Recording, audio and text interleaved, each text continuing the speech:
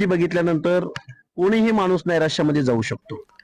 त्यामुळे हा शासनाने घेतलेला बळी आहे. सरकारनं जरांगेंच्या दबावाला बळी पडू नये, दबावाला बळी पडून चुकीचे निर्णय घेऊ नये. चुकीचे निर्णय घेतल्यास सरकारला भोगावे लागतील. नवनाथ वाघमारे यांनी हा इशारा दिलाय.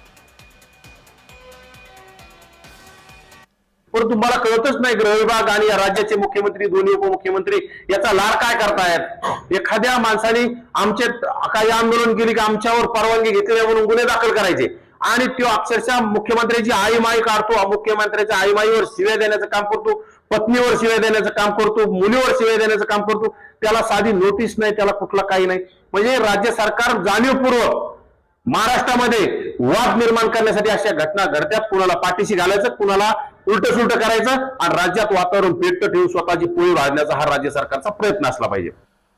सातारा गॅझेटमधील कागदपत्र जुनी आणि जीर्ण असल्यामुळे अधिकृत पडताळणीसाठी वेळ देणं महत्त्वाचं आहे, असं मंत्री शंभूराज देसाई यांनी विधान केलंय.